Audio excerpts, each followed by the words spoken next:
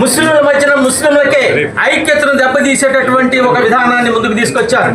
కారణం ఏంటంటే ముస్లింల్లో ఉన్నటువంటి పేదలకు ఈ ఆస్తులను స్వాధీనం చేసుకొని వాళ్ళకి పంపిణీ చేయటం కోసమే అని చెప్పేసి అంటున్నారు. ఒకవేళ అదే నిజమైతే ముస్లిం సోదరులు ముస్లిం సమాజం యొక్క అభివృద్ధికి మీరు నిధులు కేటాయించాలి, వారి సంక్షేమం గురించి పట్టించుకోవాలి, వారి అభివృద్ధి గురించి ప్రయత్నం చేయాలి, వారికి విద్య నేర్పాలి, వైద్యం నేర్పాలి, వాళ్ళ సంస్కృతి సాంప్రదాయాలు మిట్టుపడేలాగా మనం వనరులు కల్పించాలి. మరి అట్లాంటి కల్పిస్తున్నామా?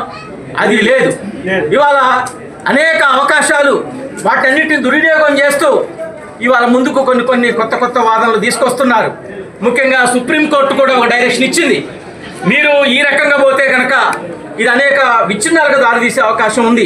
ఇంకొక మాట సుప్రీంకోర్టు సూటిగా చెప్పింది ఏంటంటే, ఇవాళ వాదనలు ప్రారంభమయ్యి అనేక మంది పిటిషన్లు దాఖలు చేసిన తర్వాత ఒక 70 పిటిషన్లు వచ్చినప్పటికీ ఒక 10 పిటిషన్లు మేము పరిగణలోకి తీసుకుంటామని చెప్పేసి సుప్రీంకోర్టు చెప్పింది. కానీ కేంద్ర ప్రభుత్వం ఈ అల్లర్లని పోనీయకోకుండా వెనక్కి తీయటం కోసం కొన్ని నిర్ణయాలు మీరు వెనక్కి తీసుకోవాలి. అది ఏమిటి అని అంటే, మేము రిక్రూట్మెంట్ చేయం, ఇప్పుడు కమిటీలలో ముస్లిమేతరులని పెట్టం అని మీరు సుప్రీంకోర్టుకి హామీ ఇవ్వాలి. రెండోది, మీరు ఎటువంటి ఫర్దర్గా ముందుకు వెళ్ళడానికి వీల్లేదు.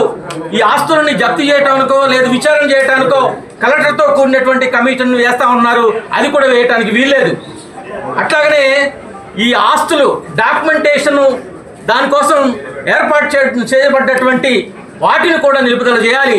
ఇది మీకు ఆమోదమా కాదా చెప్పండి అని అంటే అప్పుడు కేంద్ర ప్రభుత్వం నుండి హాజరైనటువంటి జ్యుడిషియరీ తరపు న్యాయవాది చెప్పడం జరిగింది ప్రభుత్వం తరపున, మేము ఈ హామీలు ఇస్తున్నాం, మాకు కొంత వారం రోజులు టైం ఇవ్వండి అని అంటే మే 5వ తేదీ వరకు ఈ సమయం ఇవ్వటం జరిగింది. తాత్కాలికంగా వెనక్కి తగ్గింది కానీ ప్రమాదం పొంచే ఉన్నది.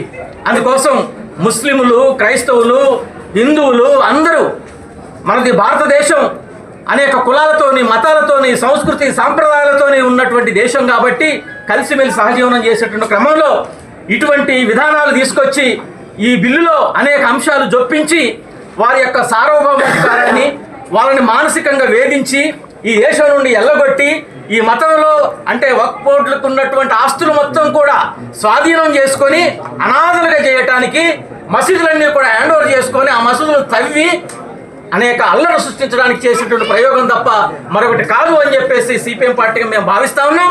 అందుకోసం కేంద్ర ప్రభుత్వం తీసుకొచ్చినటువంటి ఈ వక్ఫ్ బిల్లు ఏదైతే ఉందో బేషరతుగా దీన్ని రద్దు చేయాలి, ముస్లిం సోదరులకు భరోసా ఇవ్వాలి.